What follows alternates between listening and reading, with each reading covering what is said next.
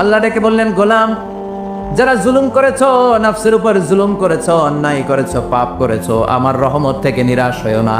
ক্ষমার মতো ক্ষমা চাইলে আমি তোমার জিন্দগির সব গুনাহ ক্ষমা করে দিতে পারি। চিল্লায় বলেন ঠিক কিনা? এজন্য মুমিন কখনো নিরাশ হয় না। আবার আল্লাহ বললেন, লা তাইআসু মির রাউহিল্লাহ, আমার রহমত, আমার দয়া, আমার ভালোবাসা থেকে নিরাশ হয়ো না। ইন্নাহু লা ইয়াইআসু মির রাউহিল্লাহি ইল্লাল কওমুল কাফিরুন, কাফির ছাড়া, গাদ্দার ছাড়া, মুনাফিক ছাড়া আমার রহমত, আমার দয়া, আমার ভালোবাসা থেকে কোনো মুমিন নিরাশ হতে পারে। Never lose hope, never give up, never give up, কখনো আশা ছাড়া যাবে না। নেভার লুজ হোপ, কখনো নিরাশ হওয়া যাবে না। মুমিন কখনো নিরাশ হতে পারে। আপনি কত পাপ করেছেন, আপনি কত অন্যায় করেছেন, আপনি কত ভুল করেছেন, আপনি নিজের উপরে কত জুলুম করেছেন। আপনার পাপ, অন্যায় আর গুনাহগুলো যদি হয় খালের পানির সমান, বিলের পানির সমান, জেনে রাখবেন আল্লাহর দয়া হলো সাগরের পানির সমান। আমাদের পাপ আর অন্যায় যদি হয় পাহাড়ের সমান, আল্লাহর দয়া আকাশের সমান। আমাদের পাপ আর অন্যায় যদি হয় আকাশের সমান, আল্লাহর দয়া আর ভালোবাসা হলো তার আরশের সমান। ঠিক কিনা? কত পাপ আপনি করেছেন, চোখের পানি ঝেড়ে জায়নামাজটা বিছিয়ে আল্লাহর কাছে ক্ষমা চান। চাওয়ার মতো চাইলে সব গুনাহ মাফ করে দিতে পারে কে? এজন্য রাব্বুল আলামিন বলেন, গোলাম তওবা কর। তওবাকারীদেরকে পছন্দ করে কে? বিশ্বনবীর আগের গুনাহ মাফ, পরের গুনাহ মাফ। বিশ্বনবীর জীবনে কোনো গুনাহ নাই, তারপরেও বিশ্বনবী বলেন, ওয়াল্লাহি লা আস্তাগফিরুল্লাহ ওয়া আতুবু ইলাইহি ফিল ইয়াউমি আকসার মিন ৭০ মাররা। আমি প্রতিদিন আল্লাহর কাছে ৭০ বারেরও বেশি তওবা করি। পাপ নাই, কোনো গুনাহ নাই, মাসুম নফস, তারপরেও বিশ্বনবী প্রতিদিন তওবা আর ইস্তিগফার করতেন কয়বার? ৭০। আপনি পড়েন কয়বার? আমি পড়ি কয়বার? পাপহীন নবী, মাসুম নবী যদি ৭০ বারেরও বেশি তওবা করে, আমাদের করা দরকার কয়বার? কথা বলে। এজন্য সাইয়েদনা আদম আলাইহিস সালাম ভুল করেছে, আমরাও ভুল করি। সাইয়েদনা আদম আলাইহিস সালামকে আল্লাহ ক্ষমা করে দিয়েছেন, আমাদেরকেও ক্ষমা করে দিবে কে? আল্লাহর দয়া, আল্লাহর ভালোবাসা, আল্লাহর করুণা যে কত বিশাল আমাদের কোনো ধারণাই নাই। আল্লাহ ভালোবাসাকে তৈরি করে ১০০ টুকরা করলেন। এক টুকরা ভালোবাসা পৃথিবীর সবার মাঝে ঢেলে দিলেন, আর ৯৯ টুকরা ভালোবাসা আল্লাহ তাআলা নিজের মধ্যে রেখে দিলেন। ওই এক টুকরা ভালোবাসার ছিটে ফোটা পেয়ে আমাদের মধ্যে ভালোবাসার ঠেলা কি দেখছেন? এক টুকরা না দিয়ে যদি আল্লাহ ২০ টুকরা দিত, যদি ৫০ টুকরা দিত, তাহলে প্রতিদিনই ১৪ই ফেব্রুয়ারি হয়ে যেত। কথা বলেন। আর কয়দিন বাকি? হ্যাঁ, ১৪ই ফেব্রুয়ারি বিশ্ব ভালোবাসা, বিশ্ব বেহায়া দিবস, বিশ্ব গজবের দিবস, অশ্লীলতার দিবস, ধর্ষণের দিবস, নারীদের সম্ভ্রম হারানোর দিবস। চিল্লায় বলেন ঠিক কিনা? এই দিন কোনো মুমিন পালন করতে পারে? বাবা যারা এসেছেন, ছেলেদেরকে মেয়েদেরকে সাবধান করে, ওই দিন যেন আপনার ছেলে মেয়ে ৫ ওয়াক্ত সালাত জামাতের সাথে পড়ে। ওই দিন যেন আল্লাহর কোরআন তেলাওয়াত করে আল্লাহর কাছ থেকে ক্ষমা চেয়ে নেয়। এই দিনগুলো আমাদের জন্য নয়, এগুলো পাশ্চাত্যের লোকেরা পালন করে, যাদের মধ্যে কোনো ভালোবাসা নাই, যাদের মধ্যে কোনো মায়া মহব্বত নাই, যাদের মধ্যে কোনো দরদ নাই। এই জন্য তারা বছরের একটা দিনকে ভালোবাসা দিবস হিসেবে পালন করে। আমাদের তো সবসময় ভালোবাসা, আমাদের সকালেও ভালোবাসা আছে না নাই? দুপুরে আছে না নাই? রাত্রিবেলা আছে না নাই? তাহাজ্জুদের যায় নামাজেও আমাদের ভালোবাসা আছে না নাই?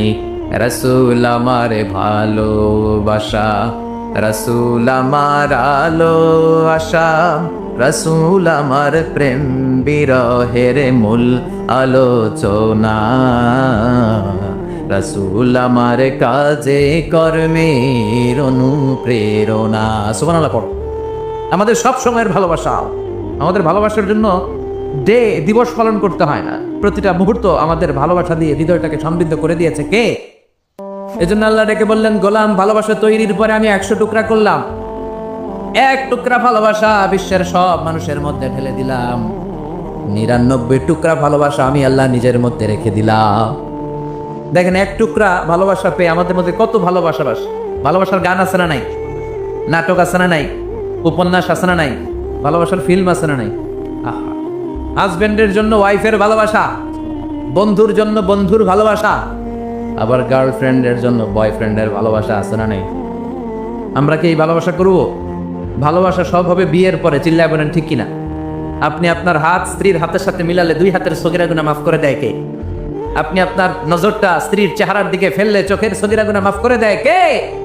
আবার বিষ্ণু বললেন, শীতের রাতে এক কম্বলের নিচে যখন তোমরা শুয়ে থাকো তখনও তোমাদের আমলনামাটা সওয়াব দিয়ে পূর্ণ করে দেয় কে? কি সুন্দর ইসলাম! What a balanced religion we have got from our lord. আল্লাহর কাছ থেকে কি ভারসাম্যপূর্ণ জীবন বিধান আমরা পেয়েছি। পরকিয়া করলে গুনাহ, আর স্ত্রীর সাথে ভালোবাসা প্রকাশ করলে সওয়াব আছে না নাই? আপনি ভালোবাসার কথা স্ত্রীকে বলবেন, স্ত্রীর প্রশংসা করবেন, তার সাথে খুনসুটি করবেন, সওয়াব আছে না নাই? কিন্তু ভাবির সাথে করলে গুনাহ আছে না নাই? শালির সাথে করলে, কাজিনের সাথে করলে, আল্লাহ তুমি বুঝার তৌফিক দাও। ভালোবাসা তিনি 100 টুকরা করে সবার মধ্যে ঢেলে দিলেন 1 টুকরা, নিজের মধ্যে রাখলেন 99 টুকরা। এরপরেও কত ভালোবাসার উপমা গোটা বিশ্বব্যাপী। প্রাণীদের মধ্যে আল্লাহ ভালোবাসা দিলেন। দেখবেন মুরগির বাচ্চা নিয়ে যখন মা মুরগিটা হাঁটে, ছোট বাচ্চাটা ধরা যায় না, ধরতে গেলেই লাফিয়ে কামড়াতে আসে, ঠিক কিনা? বাছুরের গায়ে হাত দেওয়া যায় না, গাভী রেগে যায়। ছেলের জন্য ছেলেকে বাঁচাতে যে বাবা অ্যাক্সিডেন্ট করে মরে যায়, কলিজার টুকরা মেয়েটারে বাঁচানোর জন্য মা মরে যায়, আছে না নাই? আমি নিজে পেপার কাটিং এ পড়েছি, বন্যার পানিতে পানি খেতে খেতে মা শেষ। দুধের বাচ্চাটা মেয়েটারে বালতির মধ্যে ধরে মা মাথার উপরে তুলে ধরেছে, বন্যার পানি খেতে খেতে মা শেষ, বাচ্চা মরে নাই। তার মানে কলিজার টুকরা মেয়ের জন্য মা জীবন বিলিয়ে দিয়েছে। 1 টুকরা ভালোবাসার ছিটে ফোঁটা তোমরা পেয়েছো। সাইয়েদনা আদম থেকে শুরু করে up to the day of judgement, কিয়ামত পর্যন্ত সবাই মিলে আমরা ভাগে যুগে কয় টুকরা? কথা বলেন। আর আল্লাহ নিজের কাছে রেখে দিয়েছেন কয় টুকরা? তাহলে ভালোবাসা আল্লাহর বেশি না কম?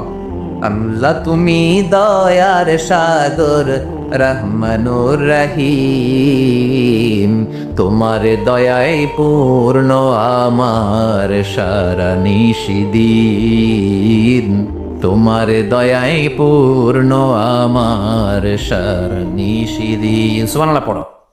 আল্লাহ যে অপার দয়া ভালোবাসা, এটার উপর আস্থা আছে তো? নাকি নিজের ঈমান আর আমলের উপর আস্থা রাখবেন? আমাদের আমল, আমাদের ইবাদত, আমাদের সালাত, যাকাত, এগুলো আমাদেরকে জান্নাতে নিতে পারবে? আমাদেরকে জান্নাতে নিতে পারে শুধুমাত্র কেবলমাত্র আল্লাহর দয়া আর ভালোবাসা। আমরা যে লোক দেখানো নামাজ করি, ইবাদত করি, আল্লাহর কসম এটা মিজানের পাল্লা রেখে দিলে এটার কোনো ওজনই হবে না। আমাদের আশার জায়গা, ভরসার জায়গা একটা, সেটা হলো আল্লাহর দয়া। চিল্লায় বলেন ঠিক কিনা? বনি ইসরাইলের এক আবেদ 100 বছর আল্লাহর ইবাদত করেছে। In the day of judgment Allah তাআলা ওই আবেদকে বলবে, উদখুলিল জান্নাতে বিরহমাতি, go to the paradise with my mercy, আমার দয়ায় ভালোবাসায় জান্নাতে ঢুকে যাও। ওই আল্লাহর ওলি বলবে, বাল বি আমালি, আল্লাহ আমি আমার আমল দিয়ে যেতে চাই, আপনার দয়া দিয়ে জান্নাতে যাওয়া লাগবে কেন? আমি নামাজ তো কম করি নাই, জিকির তো কম করি নাই, তাহাজ্জুদ তো কম করি নাই। আল্লাহ বলবেন, তাই এত তাহাজ্জুদ করেছিস, আমি যে চোখ দিয়েছি এই চোখের নেয়ামতের শুকরিয়াই তো তোর আদায় হয় না। এই 2টি চোখ দিয়েছ বলে দেখি যে কত অপরূপ, নয়না ভিরা খেতে খামারের জুড়ায় জ্বালা বিধুর দুঃখ, তোমার দেয়া চোখের শুকুর জানাবো তার ভাষা কই, যতই দেখি ততই যেন পলক ছাড়া চেরই, ঠিক কিনা? আল্লাহ বললেন, এই যে একটা চোখ দিয়েছি, চোখের নেয়ামতের শুকরিয়াই তো আদায় হয় না। তুই আমার সাথে হিসাব করলি, ওকে ওকে, লেটস মেক এ ক্যালকুলেশন, চল একটা হিসাব করি। তোর 100 বছরের ইবাদত এক পাল্লা রেখে দিলাম, আর আমি দয়া করে মায়া করে পৃথিবীর নাজ নেয়ামতের সৌন্দর্য দেখার জন্য যে তোকে চোখ দিয়েছি, 2টা চোখ নয়, একটা চোখ আরেক পাল্লা রেখে দিলাম। ওজন দেওয়ার পর দেখা যাবে মুহূর্তের মধ্যে চোখের পাল্লাটা ভারী হয়ে গেছে। আল্লাহ বলবেন, এখন হিসাব বলে you have to go to the hell fire, তোকে এখন জাহান্নামে যেতে হবে, যা জাহান্নামে যা। এবার আল্লাহর ওলি বলবে, আল্লাহ মাফ চাই, দোয়া চাই, জাহান্নামে যেতে পারবো না, আল্লাহ তুমি আমারে মাফ করে দাও। আল্লাহ বলবেন, now you are on the right track, এখন তুমি লাইনে আসছো মিয়া, এতক্ষণ বেলাইনে কথা বলতেছিল। আমার দয়া, আমার রহমত, আমার ভালোবাসা ছাড়া কোশ্চেন কালেও কেউ জান্নাতে ঢুকতে পারবে? আল্লাহ তখন তারে বলবে, উদখুলিল জান্নাতা বিরহমাতি, go to the paradise with my mercy, আমার দয়ায় এখন তুমি জান্নাতে ঢুকে যাও। চিল্লায় পড়েন সুবহানাল্লাহ। এজন্য মানুষ মাত্রই ভুল হবে, অন্যায় হবে। ভুল করা, পাপ করা, অন্যায় করা এটা দোষের কিছু না, কিন্তু পাপের উপর স্থায়ী থাকা হলো দোষের, ঠিক কিনা? শয়তান ভুল করেছে, অন্যায় করেছে, সাথে সাথে যদি শয়তান তওবা করতো, ইবলিস রেও মাফ করে দিত কে? কিন্তু সে মাফ চায় নাই, সে চান আর ইনসান, এই দুইয়ের মধ্যে মৌলিক পার্থক্য হচ্ছে এটা। শয়তান পাপ করে পাপের উপর স্থির থাকে, আর আমরা পাপ করে মাফ চাই কার কাছে? আমাদের জন্য মাফ চাওয়ার দরজা খোলা আছে না নাই? সকালে গুনাহ করছি, দুপুরে মাফ করে দিবে কে?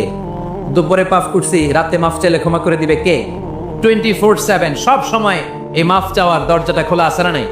শুধুমাত্র কেবলমাত্র দুইটা সময় আল্লাহ তাআলা তওবা কবুল করে না। এক হচ্ছে বাদাল গারগারা। বাদাল গারগারা, মালাকুল মাউত যখন এসে রূহ ধরে টান দেয় তখন গলায় গরগর গরগর শব্দ হয়। মালাকুল মাউতকে দেখে ফেললে আর তওবার কোনো সুযোগ নেই। সাইয়েদনা মুসা আলাইহিস সালাম তার চাচাতো ভাই কারণকে বলেছিল সম্পদের যাকাত দাও, এ সম্পদ আল্লাহ দিয়েছে। কারণ বলে আল্লাহ দেয় না, ইন্নামা উতীতুহু আলা ইলমিন ইনদি, আমি আমার ইন্টেলেক্ট, আমার সৃজনশীলতা, আমার বুদ্ধিমত্তা খাটিয়ে সম্পদ উপার্জন করেছি, আমি যাকাত দিব না। মুসা আলাইহিস সালাম বললেন তাহলে আযাবের অপেক্ষা করো। কারণ বলল পারলে আযাব নিয়ে আসো। রব্বুল আলামিন বললেন ফাখাসাফনা বিহি ওয়া বিদারিহিল আরদ, ও মুসা নিরাপদ দূরত্বে তুমি সরে যাও, আমি এখনই কারণকে তার সব সম্পদ সহ জামিনের মধ্যে দাবিয়ে দেব। কারণ তার সম্পদ সহ জামিনে দেবে যেতে লাগবে। আমি জায়গাটা নিজে দেখে এসেছি। মিশরের রাজধানী কায়রো থেকে 120 কিলো দূরে ফাইউম নামে একটা জেলা আছে, ওই জেলায় বাহাইরা কারুন, কারণের সব সম্পত্তি আল্লাহ জামিনে দাবিয়ে দিয়েছে। হাঁটু পর্যন্ত দেবে যায়, সে ভেবেছে আমি বেঁচে যাব। কোমর পর্যন্ত দেবে গিয়েছে, বেঁচে যাব। গলা পর্যন্ত যখন দেবে গিয়েছে আর বাঁচার সুযোগ নাই। কারণ কে মুসা সব সম্পত্তি তোরে আর তোর আল্লাহরে দিয়ে দিলাম, আমারে বাঁচা, আমারে বাঁচা, আমি তওবা করলাম। তখন কি তওবার সময় আছে? কথা কর, বাদাল গারগারা, মালাকুল মাউত যখন দেখে ফেলবেন তখন তওবার সুযোগ আছে। ফেরাউনেরও একই দশা। লোহিত সাগরের পানি খেতে খেতে ফেরাউনের পেটটা যখন এত বড় হয়ে যায়, ফেরাউন হাত তুলে বলে আনা মিনাল মুসলিমিন, আমি মুসলমান।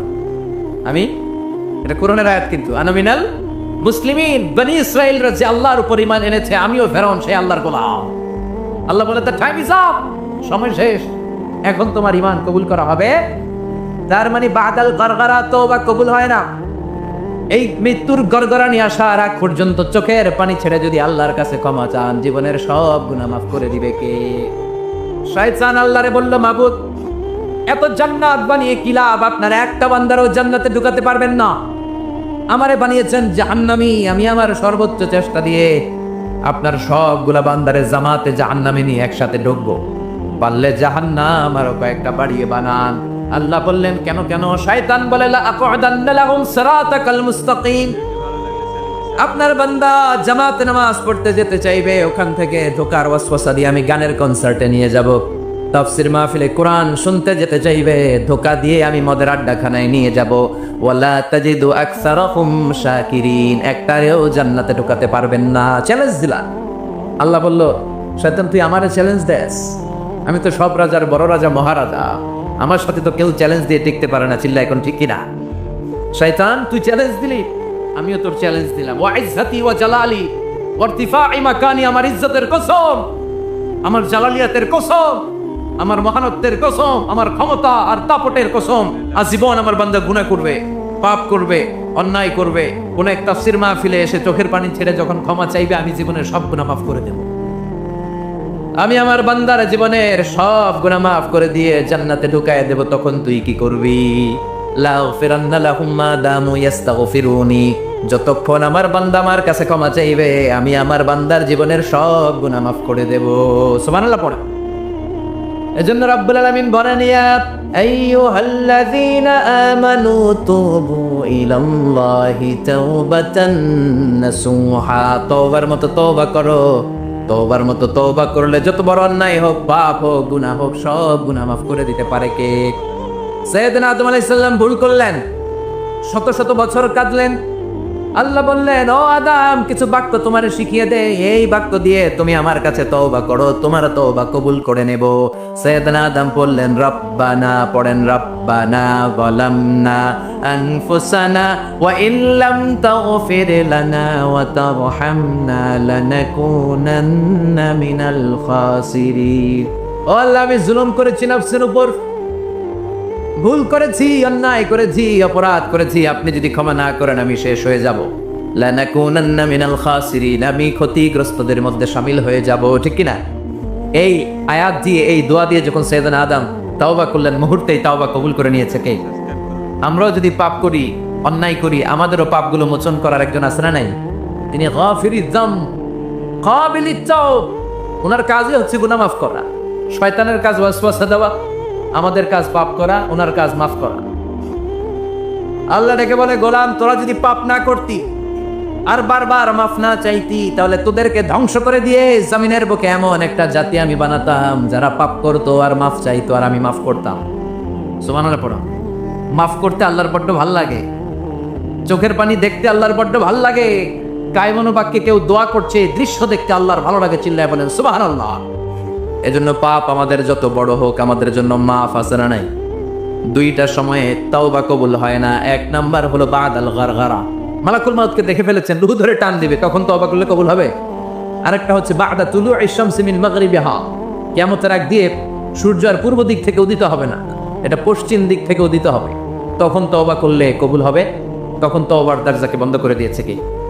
এজন্য আমরা যে কোনো পাপই করি না কেন, পাপ হয়েই যেতে পারে, আশা হারানোর কারণ নাই। Never lose hope, never give up. মুমিন কখনো আশা হারায় না, মুমিন কখনো নিরাশ হয় না। মুমিনের আশা ভরসা একটা সত্তার উপরে, চিৎকার করে বলতে হবে তিনি কে। এজন্য পাপ হওয়ার সাথে সাথে আমরা তওবা করব কার কাছে? বিশ্বনবী বললেন কিছু কিছু কাজ আছে এগুলো হয়ে যাওয়ার পরে দেরি করা যায় না। এক নম্বরে নামাজের ওয়াক্ত হলে দেরি করা যায় না, ঠিক কিনা?